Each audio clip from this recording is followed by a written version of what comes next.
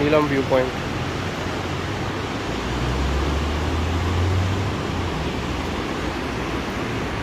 Eid second day. ऊपर से रास्ता आ रहा है, कोहाला ब्रिज है ऊपर, आज़ाद कश्मीर की तरफ जा रहा है। ये रोड है, पार्किंग से नहीं है।